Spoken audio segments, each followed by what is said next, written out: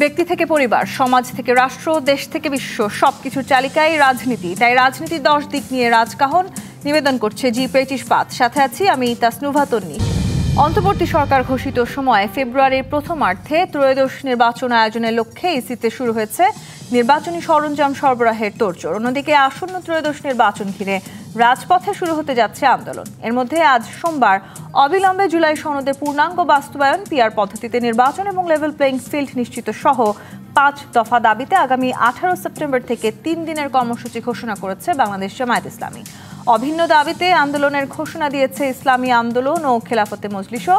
সম্প্রতি পিআর পদ্ধতিতে নির্বাচন সহ কয়েকটি দাবিতে 8টি রাজনৈতিক দল যুগপৎ কর্মসূচিতে যাচ্ছে এমন খবর আলোচনায় আসলেও জামায়াত বলছে যুগপৎ কর্মসূচির বিষয়ে এখনও সিদ্ধান্ত হয়নি। তবে জাতীয় ঐক্যমত্য কমিশনে বিএনপি যেসব বিষয়ে বিরোধিতা করছে ধর্মভিত্তিক দলগুলোর কর্মসূচিতে, সেগুলোই দাবি আকারে আসায় প্রশ্ন উঠছে, জামায়াত আগে যাদের নেতৃত্বে যুগপৎ আন্দোলন করছে এবার কি সেই বিএনপিকেই আন্দোলনের প্রতিপক্ষ বানাতে যাচ্ছে?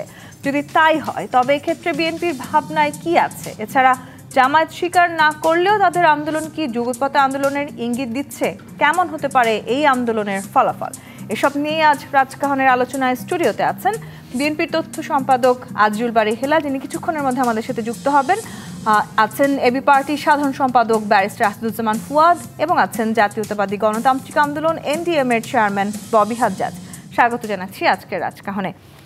ব্যারিস্টার আসাদুজ্জামান ফুয়াদ, যেই 8টি দলের কথা আমরা শুনছিলাম এই যুগপৎ আন্দোলনে, প্রথমে আসলে সেই 8টি দল নিয়ে এরপরে ফাটল ঘটলো এবং ঘোষণা আসার আগেই আসলে সেই ফাটল ঘটার কথা আমরা শুনতে পেলাম। আপাতত জানতে পারছি যে মাঠে আসলে 5টি দল নামছে। সেই 8টি দলের মধ্যে আপনাদের দলটাও ছিল। যে যুগপৎ আন্দোলনের কথা আসলে বলা হচ্ছে, সেটি হঠাৎ করে কেন এই যুগপৎ আন্দোলন? এই আন্দোলনে আসলে কোনো অর্জন আছে বলে কি মনে করেন, নাকি আসলে নানানভাবে রাজনৈতিক যে নাটকীয় মোড় বদল ঘটছে এটিও সেই নাটকীয় মোড় বদলেরই একটি অংশ? ধন্যবাদ। প্রত্যেক দলের তো নিজস্ব রাজনীতি আছে। একটা বিষয় হচ্ছে যে গত বছর গণ অভ্যুত্থানের আগ পর্যন্ত সকল দলের রাজনীতি ছিল আওয়ামী লীগ সাপেক্ষে, শেখ হাসিনা সাপেক্ষে। তো এখন যেহেতু সবাই কালেকটিভলি একটা পারপাসে আন্দোলন করেছে, এই আন্দোলন করবার মধ্য দিয়ে একটা সম্পর্ক যেমন হয়েছিল, আবার নিজেদের ভিতরে নিজেদেরকে চেনা জানার সম্পর্কটা কিন্তু হয় নাই। কারণ পুরো সম্পর্কটা গড়ে উঠেছিল শুধুমাত্র আওয়ামী লীগ এবং শেখ হাসিনা সাপেক্ষে। কিন্তু সব দলের নিজস্ব রাজনীতি আছে এবং এটা গণতন্ত্রের ফ্রেমের বাইরে না। আজকে যে রাজনৈতিক দলগুলো তাদের 4 দফা 5 দফার দাবি দেওয়া দিচ্ছে, এটা দেওয়া অ্যাবসলিউটলি ফাইন। আমাদের জায়গা থেকে জায়গা হচ্ছে কিছু বটম লাইন আমরা ঠিক করেছি দলের পক্ষ থেকে। সেটা হচ্ছে যে অন্তর্বর্তীকালীন সরকারের নির্বাচনের ব্যাপারে যে পজিশন, এটা শুরু থেকে আমরা সমর্থন করেছি এবং আপনার সাথেও আমরা শুরু থেকে বলেছি, প্রফেসর ইউনূস যখন যেদিন সবার সাথে কথা বলে দিন তারিখ দেবেন, আমরা সেটার উপরে আস্থাশীল। অতএব সেই ব্যাপারে আমাদের ব্লাড প্রেশার কখনো হাই ছিল না। অনেক দলের ছিল, 250-300-তে শুট আপ করেছে আর কি। তো সেই জায়গাতে আপনার এখন যে রাজনৈতিক দলগুলো এই বিভিন্ন দাবি দেওয়া নিয়ে কথা বলছে, ইস্যুগুলো কিন্তু কোনোটা নতুন না। পিআর নিয়ে, উচ্চকক্ষ নিয়ে, ভোটের পিআর না সিটের পিআর, এগুলো নিয়ে কিন্তু আমরা গত 1 বছরের উপর ধরে সব দল যার যার জায়গা থেকে কথা বলছি। জাতীয় পার্টি ইস্যুতে আমাদের পজিশন কি হবে সেগুলো নিয়ে আমরা কথা বলেছি। জুলাই সনদের বাস্তবায়নের পদ্ধতি নিয়ে কয়েক মাস থেকে কিন্তু আলোচনা হচ্ছে, যে একটা হচ্ছে কোন কোন বিষয়ে আমরা একমত হচ্ছি, আর এটা বাস্তবায়ন কিভাবে হবে। আপনি যদি খুব ক্লোজলি প্রত্যেকটা ইস্যুর ভিতরে যান, দূরত্ব আসলে খুব বেশি না। কমিশনে একটা বিষয় অনেকগুলো দল আলোচনার দাবি করেছিল, তার ভিতরে একটা হচ্ছে যে আপনার পিআর, নিম্নকক্ষ উচ্চকক্ষ সব জায়গাতে ভোটের পিআর এজেন্ডাভুক্ত আলোচনা করা যায় কিনা। কমিশন সময়ের কথা বলছে, এই কারণে তারা বলতেছে আমরা পারবো না, কুলায় উঠতে পারবো না। কিন্তু আমার কাছে মনে হয়েছে এটা খুব ওয়াইজ ডিসিশন হয় নাই। একটা জিনিস যদি আপনি ঘরের ভিতরে আলোচনা করে রেজলিউশনে আসতে পারতেন, তাহলে আজকের আন্দোলনের এই বিষয়গুলো প্রয়োজন হতো না। জুলাই সনদের বাস্তবায়নের পদ্ধতি নিয়ে বিএনপির সাথে অন্যান্য দলগুলোর কিছু দ্বিমত আছে, কিন্তু দ্বিমতের জায়গাগুলো মৌলিক না এমন জায়গাতে যে এটা কোনোভাবেই সমাধানযোগ্য না। এবং পরশুদিনও যে আমরা রাজনৈতিক দলগুলো একসাথে বসেছিলাম, সেখানে কিন্তু এই প্রসেসগুলো আলোচনা হয়েছে অনেকটা, যে অনেকগুলো ফ্রেম আলোচনা হয়েছে এবং সবাইকে আন্তরিক মনে হয়েছে। কিন্তু আসলে বিএনপি ঠিক যে জায়গাগুলোতে বিরোধিতা করছে, যুগপৎ আন্দোলনে আসলে যারা নামার কথা বলছেন, যে 5টি রাজনৈতিক দল, তারা কি আসলে মূল লক্ষ্যটা কি শুধু সেই তারা বিএনপি আসলে যে জায়গাগুলোতে বিরোধিতা করছে সেই দাবিগুলোকেই সামনে নিয়ে এসে এক ধরনের আন্দোলনের সৃষ্টি করা? এটাই তো পলিটিক্স। মানে আমরা বাকিরা তো বিএনপি রাজনীতি করি না। তো বিএনপি দল আকারে সে তার রাজনীতি করে, আর একটা দল তার রাজনীতি করবে না। সে ভোটারের কাছে কি নিয়ে যাবে, অন্য দলের সাথে তার ফারাকের জায়গা কোথায়, এটার যৌক্তিকতা কি, এটার জাস্টিফিকেশনটা কিন্তু সে ভোটারের কাছে ম্যান্ডেট চাইবে। তো সেগুলো নিয়ে তো কথা বলার ভিতরে কোনো সমস্যা নাই। ইস্যু হচ্ছে আমরা এটাকে সিচুয়েশনটা যেন এমনভাবে নিয়ন্ত্রণের বাইরে চলে না যায়, অথবা আমরা রাজনৈতিক দলগুলো ইররেসপন্সিবল কোনো আচরণ না করি যেটা দিন শেষে ফ্যাসিবাদকে ফিরায় নিয়ে আসে, জাতীয় নিরাপত্তার হুমকি তৈরি করে। এই জায়গাটা কিন্তু আমরা শুনতে পাচ্ছি, এই জায়গাটা নিয়ে আমরা কথা বলবো। ইতিমধ্যে বলেছেন, আমি ববি হাজার আপনার কাছে আসি, জামাত তো আসলে আগে যাদের নেতৃত্বে যুগপৎ আন্দোলন করেছে বা যাদের সাথে জোটবদ্ধ থেকে কাজ করেছে, এবার আসলে তারা নিজেরাই উদ্যোগ নিয়ে বড় ধরনের রাজনৈতিক সামর্থ্য দেখানোর আসলে চেষ্টা করছে কিনা এই আন্দোলনের মধ্য দিয়ে, নির্বাচনের আগে আসলে একটা বড় শক্তিশালী প্রতিপক্ষ দেখানোর যে বিষয়টি, সেটিকেই তারা কোনো না কোনোভাবে মূল বিষয় করার চেষ্টা করছে। প্রথমে তাসনুভা আপনাকে অসংখ্য ধন্যবাদ, একই সাথে আজকে যারা আছেন এবং ডিবিসির সকল দর্শককে আমার সালাম এবং শুভেচ্ছা। দেখেন, জামাত নির্বাচনের আগে তারা চেষ্টা করবে জনগণের কাছে দেখাতে তাদের কতখানি শক্তি, এবং তারা হয়তো তাদের শক্তিটা এমনি বৃদ্ধি করবারও। যেমন এখন বাংলাদেশ জামাত ইসলাম যেই টপিকটা নিয়ে সবচেয়ে বেশি ওনারা 5টা দফা দিয়েছেন, 5টা জিনিস ওনারা চেয়েছেন। এই 5টা জিনিসই আসলে আপনার এর মধ্যে অলমোস্ট সবগুলো সবার চাওয়া, 2-1টা প্লাস মাইনাস। যেমন মনে করেন বিচার, এটা সবার চাওয়া। সনদ যেহেতু সবাই মিলে, জুলাই সনদ নিয়ে কথা হচ্ছে, জুলাই সনদে যেহেতু সবাই মিলে আলোচনা করে তৈরি হয়েছে, সেটাতে যতখানি আসলে বাস্তবায়ন করা যেতে পারে সবাই চাইবে ততখানি বাস্তবায়ন করতে। শুধু কিছু দলের একটা পজিশন আছে যে যেই জায়গাগুলোতে সংবিধানে হাত দিতে হবে সেই জায়গাগুলো আপনার অ্যামেন্ডমেন্টের মাধ্যমে যেন পরে যে সঠিকভাবে এটা হাত দেওয়া হয়। কিছু দলকে আপনার নিষিদ্ধ ঘোষণা করার আলোচনা এখানে উঠেছে। কোনো দলকে নিষিদ্ধ ঘোষণা করা আসলে জাস্টিফায়েবল বলে আমি আমার জায়গা থেকে মনে করি না। তবে ওই দলগুলোতে যারা দেশ জাতি বিরোধী কর্মকাণ্ডের সাথে জড়িত ছিলেন তাদেরকে বিচারের আওতায় আনা পুরোপুরিভাবে আমরা বিশ্বাস করি। কারণ নীতিগতভাবে যদি আপনি দল বা আইডিওলজি ব্যান করা শুরু করেন, তাহলে এগেন আপনি আজকে বলছেন যে গত বছর দেশবিরোধী কাজ করেছে বলে ব্যান করতে হবে, কেউ তুলে নিয়ে আসবে তখন 54 বছর আগে দেশবিরোধী কাজ করেছে বলে তাদেরকে ব্যান করতে হবে। তো এই আলোচনা আমরা কারোর ব্যানের আলোচনায় আসলে আর শুরু করতে চাই না। এটা আওয়ামী লীগ অনেক করে গেছে, এগুলো কারোটাই শুরু করতে চাই না। তবে বিচারের আওতায় আনতে হবে, এটা দেখতে চাই। সো জামাত তাদের জায়গা থেকে নিশ্চয়ই চেষ্টা করবে, তারা চেষ্টা করছে, তারাও একটা কোয়ালিশনও তৈরি করতে চেষ্টা করবে, যেটা চেষ্টা করছে। এখানে কয়েকবার করে জামাত থেকে কয়েকবার করে আলোচনা এসছে 8টা দল।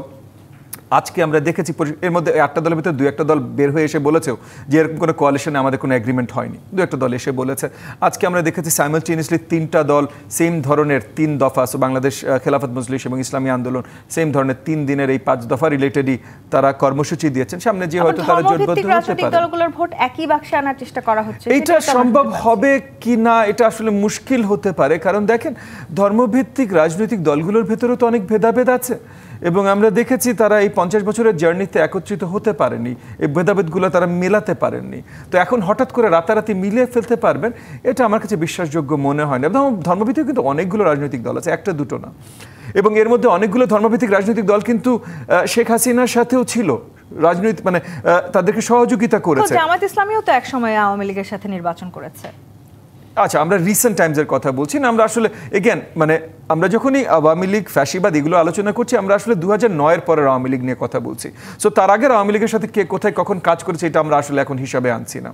সো সেই জায়গা থেকেও যদি আমরা বলি যে 2009 কি 2015-14 পরও আওয়ামী লীগের সাথে কিছু ইসলামী দল কাজ করেছে, তাদের তাহলে নিষিদ্ধ করার দাবি কেন আসছে না? এগেন আমি চাই না তাদের নিষিদ্ধ করার দাবি আসুক, আমি জাস্ট একটা কথা উত্থাপন করছি যে সবাই পক্ষপাতিত্ব করে কথা বলার থেকে এবং দেখেন এই যে এখন আপনি একটা মন্তব্য করেছিলেন যে বিএনপি বিরোধী, আমি বিএনপি করি না, বাট বিএনপি বিরোধী এই আলোচনাগুলো হচ্ছে আমি এটাও মনে করি না।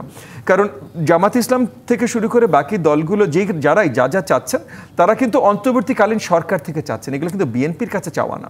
এবং অনেক দলের ভিন্ন চাওয়া আছে, আই এম শিওর। যেমন ফুয়াদ একটু আগে বলছিলেন এবি পার্টির এক ধরনের চাওয়া আছে, অনেক চাওয়া হয়তো এবি পার্টির সাথে আরেকটা দল বাংলাদেশ খেলাফত মজলিসে মিলতেই পারে, তাই বলে সব চাওয়া মিলবে তা তো না। এবং এই চাওয়াগুলোও কিন্তু অন্তর্বর্তীকালীন সরকার থেকে চাওয়া। তো অন্তর্বর্তীকালীন সরকার থেকে চাওয়ার সময় আমাদের এটা মাথায় রাখা উচিত যে অন্তর্বর্তীকালীন সরকার আসলে কি কি দেয়া সম্ভব। কারণ আমরা রাজনৈতিক বিচক্ষণতা যদি এতটুকু না দেখাই যে তাদের কি কি দেয়া সম্ভব সেটা না চিন্তা করে আমরা যদি রাজপথে কর্মসূচি দেওয়া শুরু করি, তাহলে আসলে আমরাও নিজেদেরকে আলটিমেটলি যে দায়ী করতে হবে যদি আমরা অস্থিতিশীল একটা অবস্থা তৈরি করি। যে পরিবেশের কথা আপনারা দুজনেই বললেন সেটি কিন্তু আসলে আমরা শঙ্কা আছে সেটি শুনেছি ইতিমধ্যে গোয়েন্দা সংস্থা প্রধান তারাও বলেছেন। আজিজুল বারী হেলাল যুক্ত হয়েছেন আমাদের সাথে, আপনার কাছে ধন্যবাদ আমাদের সাথে যুক্ত হওয়ার জন্য।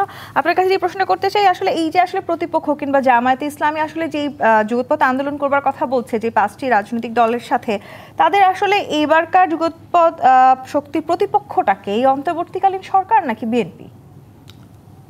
আমি প্রথমে বলতে চাই তাদের প্রতিপক্ষ এখন বাংলাদেশ, আর পক্ষ হলো ক্ষমতাচ্যুত আওয়ামী শক্তি, 2024 সালের পরাজিত শক্তি, এরা এখন পক্ষ হয়ে গেছে ওদের। এই যে আপনার অন্তর্বর্তীকালীন সরকারের বিরুদ্ধে আন্দোলনটা করবে, কিসের আন্দোলন? যে সরকারকে আমরা সবাই রক্ত দিয়ে বসালাম যে গণতন্ত্র পুনঃপ্রতিষ্ঠার জন্য, এখন সেই সরকারের বিরুদ্ধে আন্দোলন, যে আন্দোলনের কথা কলকাতার থেকে হাসিনা বলেছে। 4000 কোটি টাকা বাংলাদেশে সরবরাহ করা হয়েছে। এখন জামাতে ইসলাম কতটা ভাগ পেয়েছে জানি না, যেহেতু হয়তো সামনে প্রকাশিত হবে।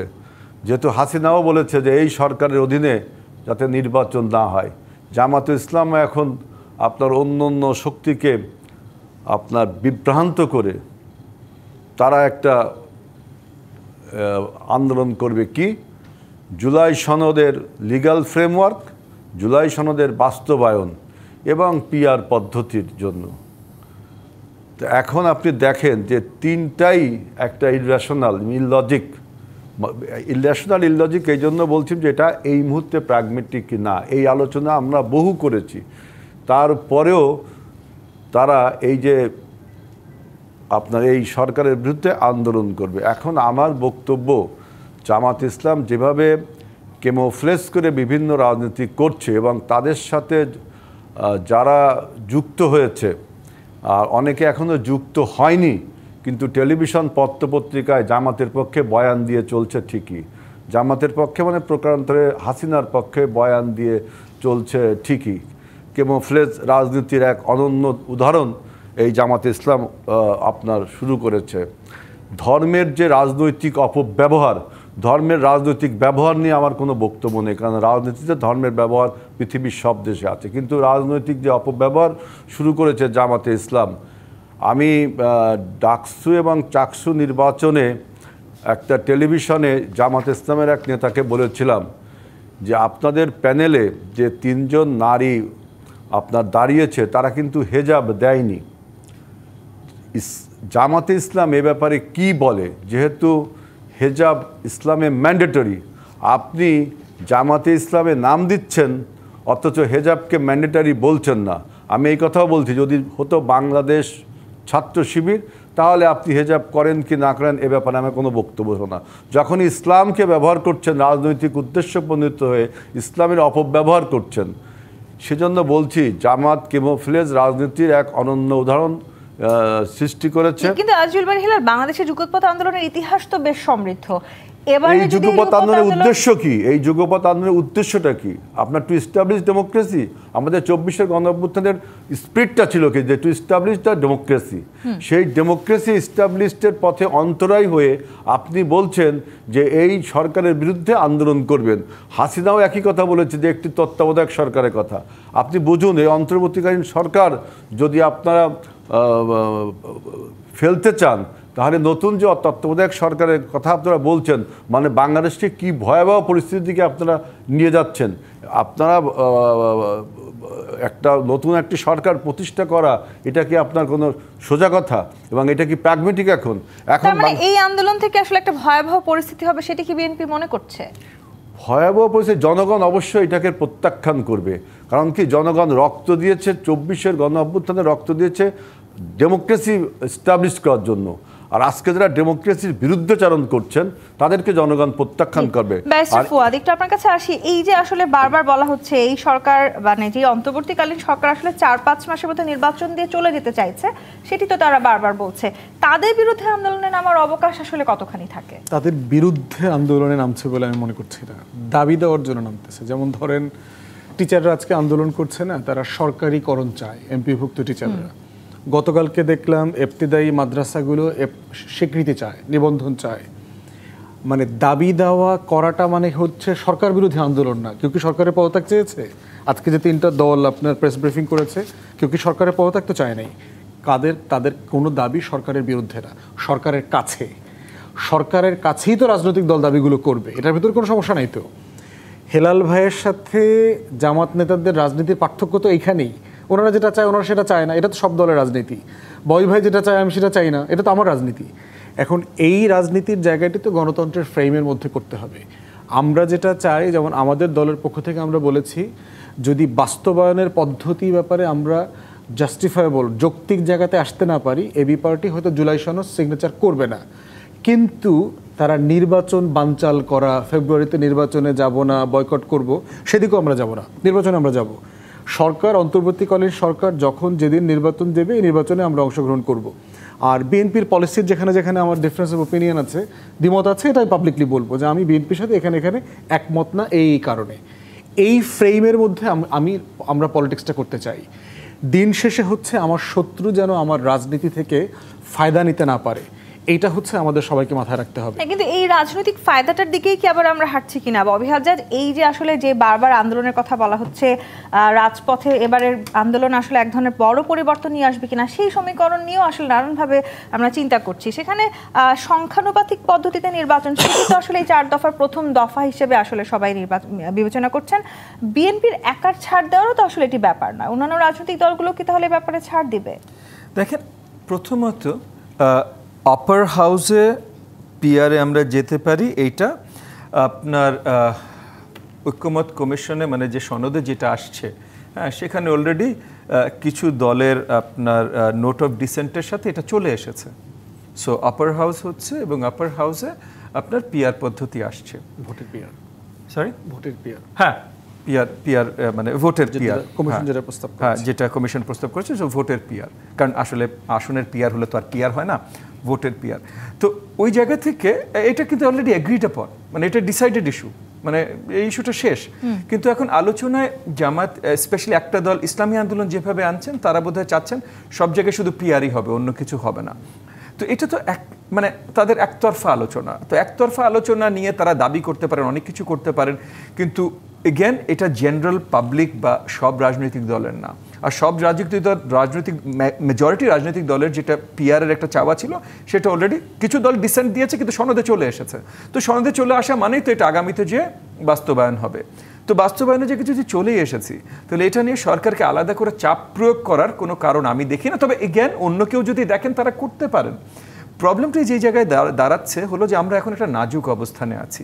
যেহেতু আমরা নাজুক অবস্থানে আছি, দেখবেন আপনি একটু খেয়াল করে দেখবেন, গত 2-1 দিনে বড় বড় ব্যবসায়ীরাও একটা গ্রুপ করে জামাতের আমির ডক্টর শফিক ভাইয়ের সাথে যে দেখা করেছেন, তারাও কিন্তু একদম মানে দেয়ালে পিঠ থেকে যাওয়ার পর দেখা করেছেন, ইন দ্য সেন্স যে একটু টু কনভিন্স জামাত ইসলামের নেতৃত্বকে যে দেশের অর্থনৈতিক অবস্থান কোন জায়গায় দাঁড়িয়ে আছে, এবং নির্বাচন কোনো কারণে যদি কোনোভাবে প্রশ্নবিদ্ধ বা কিছু হয়, তাহলে কি ভঙ্গুর অবস্থা দেশের হতে পারে, এটা বোঝাবার জন্য। তো যারা এটা ফোরফ্রন্টে আছে, ব্যবসায়ী সমাজ, তারাই সবচেয়ে ভালো বোঝেন, তো তারাও বোঝানোর প্রক্রিয়াটা শুরু করেছে। তো আমরা দেখছি এখন স্টেক হোল্ডাররাও এঙ্গেজড হচ্ছেন। তো এই যে স্টেক হোল্ডার এঙ্গেজমেন্ট, এগুলো গুরুত্বপূর্ণ, এগুলো আমরা দেখতে পাচ্ছি। আমি আশা রাখছি যে বাংলাদেশ জামাত ইসলাম বেশ বড় দল, এবং স্পেশালি এখন আওয়ামী লীগের আপনার অ্যাবসেন্সে তারা বড় ভূমিকা রাখার একটা প্রথম, মানে তাদের ইতিহাসে মানে পুরো উপমহাদেশে বা জামাতে ইসলামের পুরো 100 বছরের ইতিহাসে তারা প্রথমবার একটা সুযোগ পেয়েছে যে কোনো একটা দেশে তারা বড়ভাবে সেই দেশের রাজনীতিকে এত বড়ভাবে ইম্প্যাক্ট করতে পারবে। তো সেই জায়গাটায় তারা ভুল ডিসিশনস নিবে না আমি আশা করি, কারণ এটা যদি নেয় তাহলে আগামীতে জামাত ইসলামের রাজনীতি কি হবে সেটার উপরে কিন্তু বিশাল প্রভাব পড়বে। আবার জামাতের সাথে আসলে এই আন্দোলনে এনসিপির যে দূরত্ব তৈরি হয়েছে সেটি নিয়েও অনেক আলোচনা আছে। আজিজুল বারী হেলাল, এই যে যুগপৎ আন্দোলন, সেই আন্দোলন নিয়ে আসলে বিএনপির আদৌ কোনো অর্জন আছে কিনা সেই সমীকরণও অনেকেই খোঁজার চেষ্টা করছেন। যদি এই আন্দোলন আসলে ব্যর্থ হয় সেক্ষেত্রে বিএনপি আসলে কোনো না কোনোভাবে এগিয়ে যাবে কি না। আমি আপনার উত্তরটা নিব, একটা বিরতি নিয়ে ফিরতে চাই। জি ব্রিটিশ প্রাথমিক রাজকাহন থেকে বিরতি নিয়ে ফিরছি, সাথে থাকুন। জি ব্রিটিশ প্রাথমিক রাজকাহন দেখছেন। আজিজুল বারী হেলাল, আমরা প্রশ্ন রেখে বিরতিতে গিয়েছিলাম এই যে আসলে যে আন্দোলন করার কথা আমরা বলছি, সেই আন্দোলন নিশ্চিতভাবে একটি সাইড এফেক্ট তো হবে, এবং 2024 সালের গণঅভ্যুত্থানের যে শক্তিগুলো ছিল তাদের মধ্যে আসলে আনুষ্ঠানিকভাবে ভাঙন কিংবা বৈরিতা শুরু হওয়ার এক ধরনের প্রকট সম্ভাবনা হতে যাচ্ছে কিনা এই যুগপৎ আন্দোলনের মধ্য দিয়ে। অবশ্যই জামাত এই যে আন্দোলনের কর্মসূচি দিয়েছিল রাজনৈতিকভাবে ফেল করবে, কারণ এই রাজনীতিটা আপনার একটা রাজনৈতিক চেহারা দিয়েছে এই আন্দোলনের। আমরা জুলাইয়ের গণ অভ্যুত্থানে যারা ঐক্যবদ্ধ ছিলাম আমাদের মধ্যে বিভেদ সৃষ্টি করে এটাকে এখন যখন রাজপথে তারা কর্মসূচি দিচ্ছে তার মানে এটা রাজনৈতিক চেহারা দেওয়া হলো, এবং এই রাজনৈতিক চেহারায় তিনি ফেল করবেন। ফেল করলে বাংলাদেশের জনগণ জয়লাভ করবে, আর বাংলাদেশের জনগণ জয়লাভ করা মানে বিএনপির জয়লাভ করা। জামাত এখন একটা মানুষকে এক্সপ্লয়েট করার এবং আপনার রাজনৈতিক দলগুলোকে এক্সপ্লয়েট করার একটা রাজনীতি শুরু করেছে। যেমন 86 সালে মনে করেন হাসিনার সাথে তারা সখ্যতা করে জনগণকে এক্সপ্লয়েট করেছিল, 96 সালে হাসিনার সাথে এক্সপ্লয়েট করে আপনার জনগণকে এক্সপ্লয়েট করেছিল হাসিনার সাথে সখ্যতা করে। 24-এর গণ অভ্যুত্থানের পরে জামাত প্রথম দল যারা বলেছিল শেখ হাসিনাকে ক্ষমা করতে হবে, শেখ হাসিনার অন্যান্য দলকেও ক্ষমতা করতে হবে, এবং এই কথা বলে আপনি দেখবেন যে বাংলাদেশে এমন একটা অবস্থা সৃষ্টি করেছে জামাত, মানে 2 নাম্বারই রাজনীতির, অসভ্য রাজনীতির, অশ্লীল রাজনীতির যে সূচনা করেছে।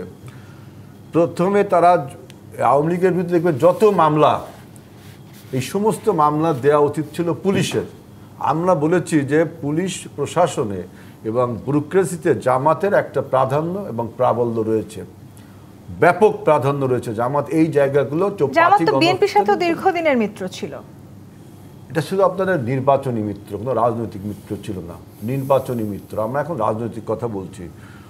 এই যে প্রশাসনকে কাজে লাগিয়ে সে এই মামলাগুলো আওয়ামী লীগের বিরুদ্ধে, ওই যে আব্বাস ভাই একটা সুন্দর কথা বলেছেন, আমাদের BNP standing committee Mirza Abbas ভাই, যে জামাত সারা মানুষকে বলে, জনগণকে বলে আওয়ামী লীগকে ঠেকাতে হবে, আর গোপনে গোপনে আওয়ামী লীগের সাথে সে আপনার সম্পর্ক রাখে। বাংলাদেশের সমস্ত মামলাগুলোই এই জামাতের উদ্যোগে, বিশেষ করে জামাত পুলিশ জনগণকে দিয়ে মামলাটা করিয়ে সে আবার জনগণের আওয়ামী লীগের কাছে যে বলছে যে তোমাদের বিরুদ্ধে কিন্তু এই লোকগুলো মামলা দিচ্ছে, অর্থাৎ তোমাদের রক্ষক কবচ কিন্তু আমি, এই কথা বলে জামাত রাজনীতিতে একটা ভাইব সৃষ্টি করতে চায়। কিন্তু জামাতের এই চূড়া বুদ্ধি, এই বুদ্ধি কিন্তু জনগণ ধরে ফেলেছে। ওনারা এখন আওয়ামী লীগকে পুনর্বাসনের কাজে ব্যস্ত রয়েছে, আর বলছেন যে এই যে বললাম না অসভ্য অশ্লীল সংস্কৃতির রাজনীতি শুরু করেছে জামাত। দেখেন আপনি ওদের যে বট বাহিনী, এই যে আমরা 3 জন আলোচনা করছি, একটু পরে দেখবেন ইউটিউবের নিচেই এমনভাবে আক্রমণ করা হবে যে এখানে ফুয়াদ ভাইকে হিরো বানানো হবে, আর আমাদের আর ওই ববি হাজ্জাজকে আমাদেরকে বানানো হবে মানে চ ব স দিয়ে যত রকম গালি। এই যে একটা, আমি সরি টু সে, এই যে বট বাহিনীর যে আক্রমণ শুরু হয়েছে বাংলাদেশে, মানুষকে অশ্লীল অন্যায়ভাবে কথাবার্তা বলা, যেমন জাতীয়তাবাদী ছাত্রদলকে জামাত ইসলামী ছাত্র শিবির আপনার গালিগালাজ শুরু করলো ডাকসু নির্বাচনের সময়। আপনি বলছেন লেভেল প্লেয়িং ফিল্ড নিয়ে নাকি তারা আন্দোলন করবে। আরে বাংলাদেশের রাজনীতিতে লেভেল, এখন তো ফিল্ডটা তাদেরই হাতে। আপনি প্রশাসনে যান, আপনি ইসে যান, ব্যুরোক্রেসি যান, সব তাদের হাতে। যেই পিআরের সমস্যার সমাধান হয়ে গেছে, এই পিআর পদ্ধতিতে নির্বাচন হবে কি হবে না এটা তো আপনার সংসদে যা বলতে হবে। এই আলোচনা আগেই শেষ হয়ে গেছে, আবার এই আলোচনা তুলেছে, কারণ ওই যে বলছে আওয়ামী লীগের সাথে সখ্যতা, এই আওয়ামী লীগের সাথে সখ্যতা জন্য তিনি এখন ডক্টর ইউনূসের বিরুদ্ধে, এতদিন ডক্টর ইউনূসের পক্ষে অনেক গান গাইছেন যেই দেখলো ডক্টর ইউনূস ডেমোক্রেসির পথে হাঁটছে, তখন তিনি আবার এখন ডক্টর এই আন্দোলনের পেছনে আসলে জামাত নিজেদের স্বার্থ খুঁজে বের করার চেষ্টা করছে। ব্যারিস্টার আসাদুজ্জামান ফুয়াদ, এই যে যুগপৎ আন্দোলনের কথা আমরা বলছি, সেখানে মূলত তারা একটা বড় পরিসর, তাদের নিজেদের পরিসরও আসলে বাড়ানোর চেষ্টা করছেন, এবং এনসিপিকে আসলে তারা যদি কাছে পেতেন এই আন্দোলনে, অনেকেই বলার চেষ্টা করছেন সেক্ষেত্রে তাদের রাজনীতি আরো আকর্ষণীয় হতো এবং তারা নতুন একটি প্রচ্ছদ দিতে পারতেন।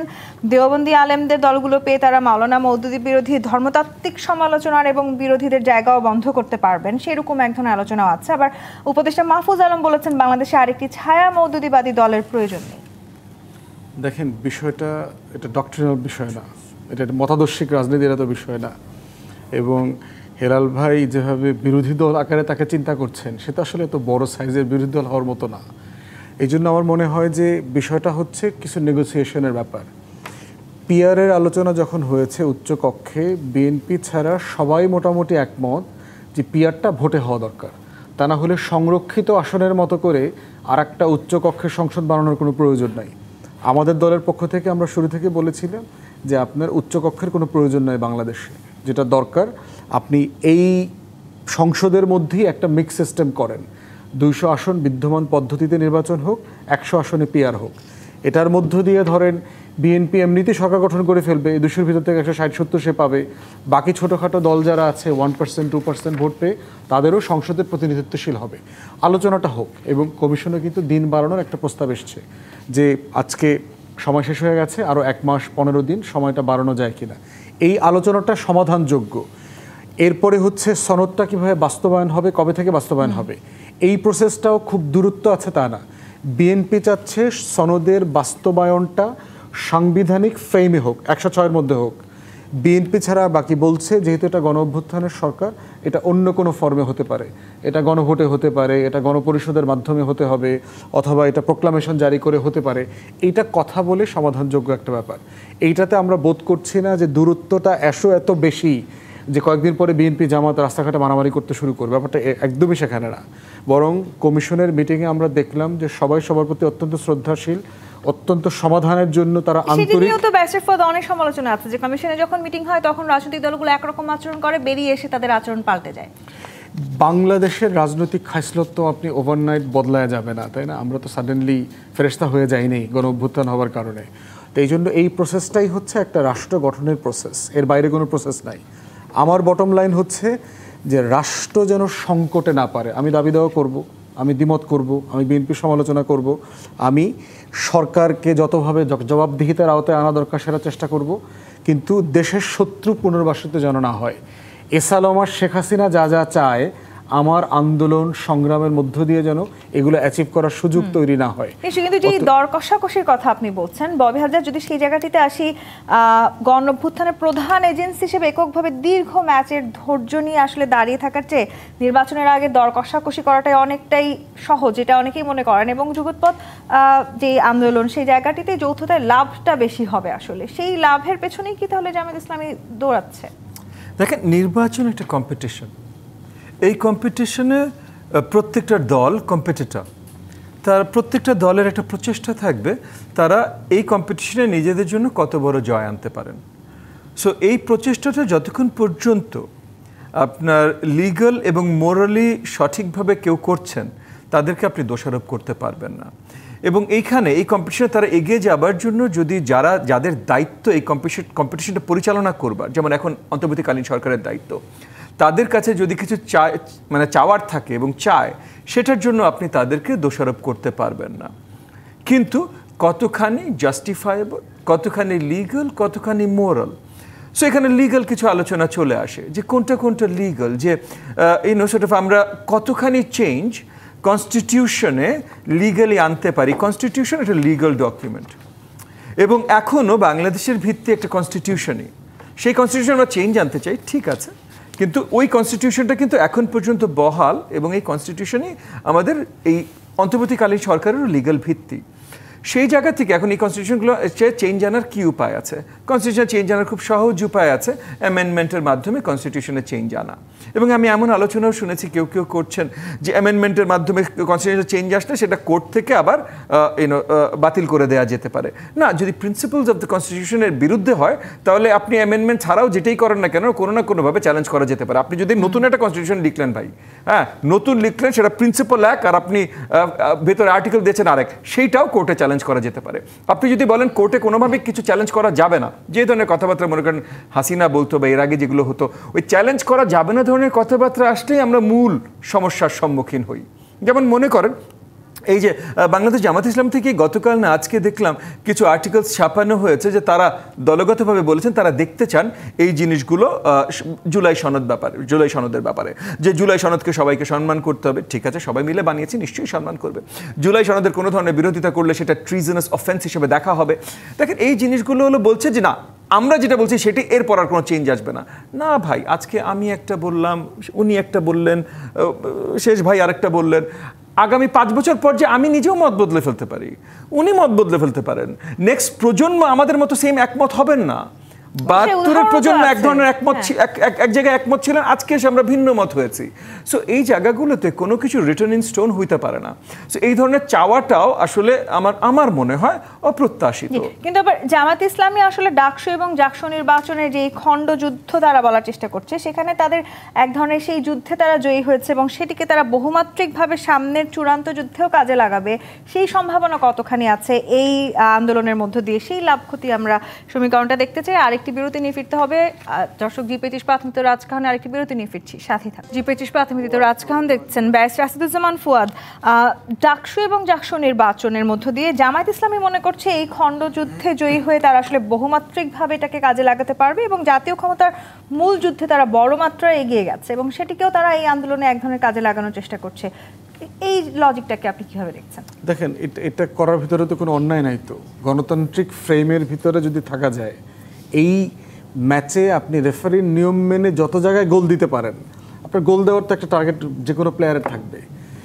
ছাত্র সংসদ নির্বাচন বাংলাদেশের ইতিহাসে পরবর্তীতে জাতীয় সংসদ অথবা জাতীয় রাজনীতিতে ইনফ্লুয়েন্স করেছে, আবার করতে পারে নাই। দুই ধরনের ঘটনা কিন্তু আছে।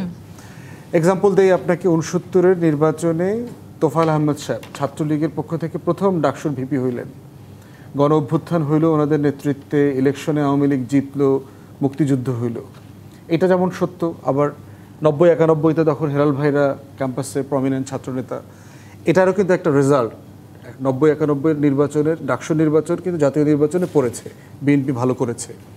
আবার উল্টা ঘটনাও কিন্তু আছে। ছাত্র ইউনিয়ন পুরো 60-এর দশক থেকে শুরু করে একদম 72-73 পর্যন্ত ছাত্র ইউনিয়নের অনেক প্রমিনেন্ট লোকরা ডাকসুতে বিভিন্ন জায়গা থেকে ভিপি, জিএস, এজিএস হয়েছে। তাদের কোনো পলিটিক্স নাই, অ্যাবসলিউটলি নাই, জিরো হয়ে গেছে। জাসদ ছাত্রলীগ 74-75 থেকে শুরু করে 80-এর দশক, এই ওনারা যখন সিনিয়র প্রমিনেন্ট ছাত্রনেতা ছিলেন, আমরা তো তখন বাচ্চা, পুরো বাংলাদেশের ক্যাম্পাস দাবায় বেড়ায়ছে জাসদ ছাত্রলীগ। জাসদের কোনো পলিটিক্স হয়েছে? আমাদের সম্মানিত মাহমুদুর রহমান মান্না ভাই 2বার তো ডাকসুর ভিপি ছিলেন, উনি কি এখন এমপি হইতে পারছেন, মন্ত্রী হইতে পারছেন? ওনার যখন জাতীয় রাজনৈতিক দল তৈরি হয়েছে, রিসেন্ট টাইমে দেখেন আমাদের ছোট ভাই নুরু ভিপি হয়েছে না 18-19-এর সংসদ ডাকসুতে, সে কি খুব বড় দল বানাতে পেরেছে তার দলটাকে? এখন প্রশ্ন হচ্ছে যে দুই ধরনের ইতিহাসই আছে আমাদের। অতএব ডাকসুতে জাকসুতে শিবির ভালো করছে, এই কারণে জামাত জাতীয় রাজনীতিতে আগামী দিনে ভালো করবে অথবা করতে পারবে না, এই কোনো কনক্লুশনে আসা যাবে না। কারণ জাতীয় রাজনীতিতে খেলার রুলস অফ এনগেজমেন্ট ডিফারেন্ট। তাহলে এই আন্দোলনের ফলাফলটা আসলে নানাভাবে সমীকরণ পাল্টে দিতে পারে। হ্যাঁ, যে কোনো সময় পাল্টাইতে পারে, যে কোনো সময়। নিশ্চয়ই। ববি হাজ্জাজ, এই আন্দোলনের নেতা কিংবা চালকের আসনে যদি আমি বলি, তাহলে তো মূলত জামায়াত ইসলামী থাকছে, কিন্তু তারা যেভাবে আসলে অন্যান্য রাজনৈতিক দলগুলোকেও সামিল করতে চাইছিল, বিশেষ করে যদি এবি পার্টি কিংবা এনসিপির কথা আমি বলি, সেই জায়গাটিতে তাদের এই আন্দোলন শুরু হওয়ার আগেই এক ধরনের ভাঙন সৃষ্টি হয়েছে। এই আন্দোলন তাহলে আসলে ফলাফলটা কি খুব একটা পজিটিভ হবে বলে মনে করেন? প্রথমত আমি আপনার সাথে একটু দ্বিমত পোষণ করবো। আমার কাছে এটা আন্দোলন, এটা একটা ক্যাম্পেইন মনে হয়, দুটোর ভিতরে বড় বড় পার্থক্য আছে। সো এটা একটা ক্যাম্পেইন এবং এই ক্যাম্পেইনে তাদের কিছু ফেইলিয়ার্স হয়েছে, কিছু হয়তো তাদের মানে কিছু হার হয়েছে, কিছু জিত হয়তো হবে। মেইন পয়েন্টটা আমার ধারণা এই ক্যাম্পেইনটা করাই হচ্ছে আগামী নির্বাচনে তারা বড়ভাবে যেন নিজেদের একটা স্থান করতে পারে, মানে যত বড়ভাবে সম্ভব ততভাবে করতে পারেন। ওনারা যদি এটা থেকে আন্দোলনে রূপান্তর করতে চান তাহলে মেইন প্রবলেমটা শুরু হবে। কারণ ওনার যেই মুহূর্তে এটা আন্দোলন রূপান্তর করতে চেষ্টা করবেন সেই মুহূর্তে দেশের যত গুরুত্বপূর্ণ স্টেক হোল্ডার্স আছে সবার বিরোধিতা তাদের প্রতি চলে আসবে, মানে তাদের বিরুদ্ধে একটা বিরোধিতার দেয়াল চলে আসবে। সেই জায়গাটা থেকে আমার মনে হয় আমি আশা করি জামাত এত বড় ভুল করবেন না। কিন্তু তারা বলছেন যে তারা এই উদ্যোগ নিয়ে বড় ধরনের রাজনৈতিক সামর্থ্য দেখাতে চাইছে। এত সামর্থ্য দেখানো তো দোষ না ভাই। আমরা যখন নির্বাচনের আগে যখন আমরা মিছিল নামাই সাপোর্টার্সদের বা ওই যে পোস্টারিং করি বা যেটাই করি, এটা তো মানে জনগণকে দেখানোর জন্য যে আমাদের অনেক সমর্থন আছে এবং আপনারাও তাহলে আমাদেরকে সমর্থন দেন। তো এইটা জামাত যদি করতে চায় এটাকে তাদেরকে দোষারোপ করতে পারে না যতক্ষণ পর্যন্ত আগামীর রাজনীতি, বাংলাদেশের গণতন্ত্র এবং নির্বাচন প্রক্রিয়াকে তারা কোনোভাবে প্রশ্নবিদ্ধ না করেন। তো এখনও যেহেতু সব প্রসেসই শেষ হয়নি, হ্যাঁ, তারা তিন দিনের কর্মসূচি দিয়েছেন। এই 3 দিনের কর্মসূচিতে যদি আমরা কোনো ধরনের সংঘাত না দেখি এবং এই ধরনের তারা যদি ক্যাম্পেইন হিসাবেই ওই মোডেই তারা আগাতে থাকেন তাহলে আমি এখানে দোষের কিছু। আজিজুল বারী হেলাল, এই যুগপৎ আন্দোলনের উদ্যোগ নিয়ে জামায়াত ইসলামীর আদৌ কোনো লাভ হবে বলে কি বিএনপি মনে করে? আমি ববি হাজ্জাজ ভাই যেটা বললো, যেটা কাইন্ড অফ প্রেশার বা কাইন্ড অফ দাবি দেওয়া, এইটা আমি এত ছোট স্কেলে দেখতে চাই না। তবে এটা ঠিক ববি ভাই যেটা বলছে, রাজনীতির মাঠ গরম করার জন্য রাজনৈতিক কৌশলে অনেক রেটরিকটা বলবো অনেক কৌশল থাকে মাঠ গরম করার জন্য। যেহেতু তারা বলছে যে জুলাই সনদ না মানছে সবাই, তারপরও সে বলছে ট্রিজন অফেন্স, বিশ্বাসঘাতক বলছে না, ঢেকুর তুলছে। কারণ একবার যে বিশ্বাসঘাতকতা করেছে সেই ঢেকুর কিন্তু তুললো এইবার এই 24-এর গণ অভ্যুত্থানে বলে জুলাই সনদ না মানলে এটা একটা বিশ্বাসঘাতকতা ধরনের অন্যায় হবে। এই যে কথাটা বললো তার মানে কি, আপনার যে তারা যে 8 দফা দিয়েছে এবং এই 2-3 দিন ব্যাপী রাস্তায় নামবে, এইটা আমি মনে করি যে ওরা এই আন্দোলনটাকে এটা রাজনৈতিক চেহারা দিয়েছে। এবং দেখেন এই বাংলাদেশের রাজনীতিতে এক্সট্রিমিজম কিন্তু আপনার এভিক্ট হয়ে গেছিলো, এক্সট্রিমিজম চলে গেছিলো, এক্সট্রিমিজমের আবারও আবির্ভাব করলো। তারা ডক্টর জাহিদকে বলে যে সে নাকি মুরতাদ, কত বড় সোল এজেন্ট হয়েছে ইসলামের। তারপরে আমি সেটা বলছি যে উপদেষ্টাকে বলে তাকে নাকি হত্যা করা জায়েজ, কে নাস্তিক কে আস্তিক তিনি অথরিটি হয়েছেন। মানে এই এক্সট্রিমিজমকে সে ফিরে আনলো। সেই আমেরিকার যে ওয়ার অন টেরর একবার একটা আপনার ক্যাম্পেইন ছিল সারা বিশ্বে, সেই আদিম যুগে কিন্তু জামাত ইসলাম ফিরে যাচ্ছে, মানুষকে আস্তিক নাস্তিক ফলাফল কি হবে জানতে চাই, বিএনপির মূল্যায়ন কি হবে এক সপ্তাহে? তারপর আমার যে মূল্যায়ন, ওরা চাচ্ছে, একজন বললো নিগোসিয়েশন, নির্বাচনের নিগোসিয়েশন, ফুয়াদ ভাই মানে একটু বলছে যে বিএনপির সাথে। আমি বললাম না, নির্বাচনে যদি নিগোসিয়েশন করি আমরা, যে তুমি আর আমি নির্বাচন করব, প্রতিপক্ষটাকে আমি একটা টকশোতে জিজ্ঞেস করেছি যে আমি আর আপনি নির্বাচন করবো, প্রতিপক্ষটাকে তারে বলে আওয়ামী লীগ। মানে আওয়ামী লীগের সাথে তাদের পুরানো শক্ততা, আওয়ামী লীগের ভোটগুলো টানার জন্য জামাত এখন জনগণকে কৌশলে হয়তো তারা এগিয়ে যাচ্ছে। জি, আজিজুল বারী হেলাল, ব্যারিস্টার আসাদুজ্জামান ফুয়াদ এবং ববি হাজ্জাজ, অসংখ্য ধন্যবাদ আজকে আমাদেরকে সময় দেওয়ার জন্য। দর্শক, আজকের মতো বিদায় নিচ্ছি জি25 প্রাথমিক রাজকাহন থেকে। ফিরবো আগামীকাল রাত 10টায় নতুন রাজকাহন নিয়ে। ডিবিসির সঙ্গেই থাকুন।